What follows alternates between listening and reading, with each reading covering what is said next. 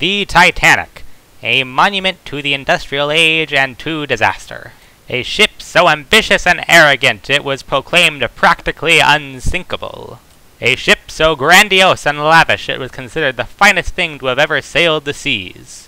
A ship so mechanically stunning and elegantly crafted it had the eyes of the Western world watching its maiden voyage. A ship whose destiny is so tragic and filled with dramatic irony, historians and normal people alike wonder how the crew could be so blind. A ship that found its watery grave upon its first visit to the Atlantic Ocean. But is this really the case?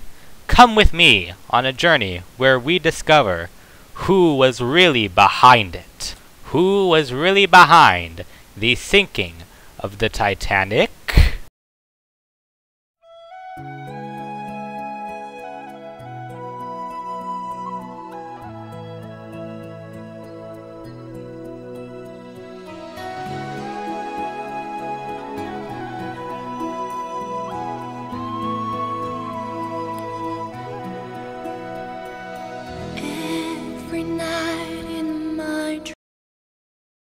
This is the story they don't want you to hear.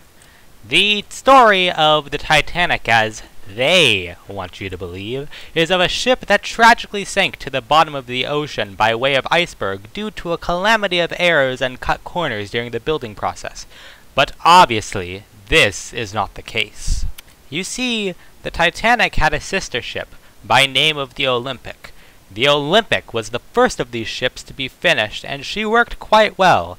That was, however, until disaster struck. She collided with the HMS Hawke while in port. The collision caused damage to the hull of the Olympic and caused her to be docked for repairs, as the story goes at any rate. This was around the time when the Titanic was launched into the sea. After the finishing up of the ship and the trial runs, the Titanic was allowed to carry passengers. To their graves, that is.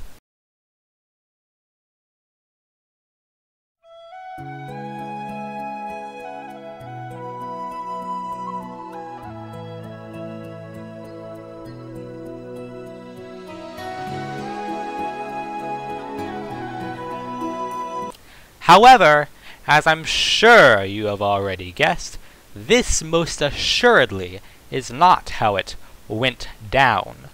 You see, it was impossible for the Olympic to be repaired. Why, you may ask?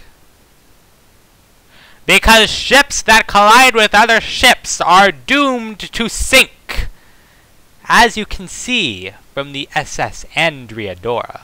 That's right. This is a ship that sunk because of a collision, and what is more, she sank 40 years after the Titanic sank. If 40 years of maritime technology could not save the Andrea, what makes you sheeple think that the Olympic wouldn't sink? That's right, they made you think that. So while the Olympic didn't sink immediately, it was obviously doomed to. At the same time as the Olympic was doomed to sink, it became increasingly apparent that the Titanic was not going to be finished on time. The obvious solution to the problem? Switch the ships. Really, it's quite obvious. Switch the ships so you can get insurance money out of the doomed one and appear on time with the other. Two birds with one stone. Or should I say, iceberg.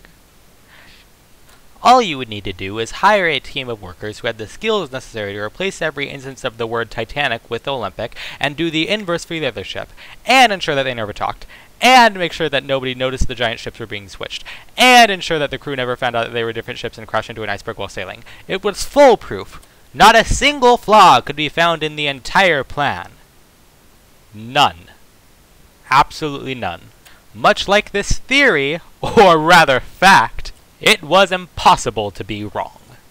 What is more, however, is that even though this theory really is foolproof and it was the perfect plan and there were no flaws in it, and the way that I describe it right now absolutely has no flaws either, it was also impossible for the Titanic to have actually sunk in the manner they claimed it did.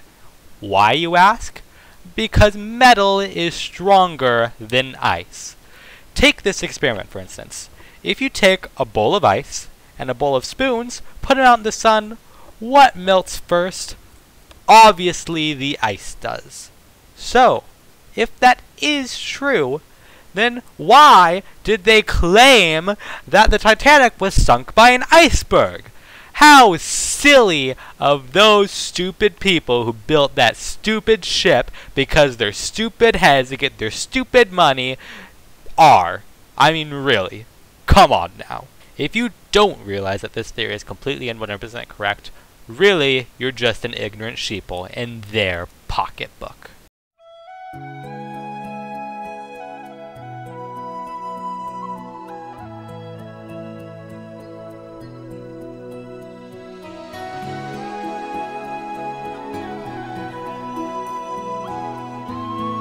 To review, Titanic did not sink. It was Olympic. Reason is because of money and because ice doesn't sink metal. Really, it's that simple.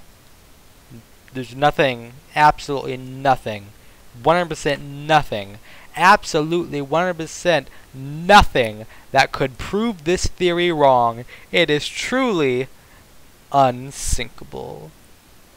Ha ha ha ha!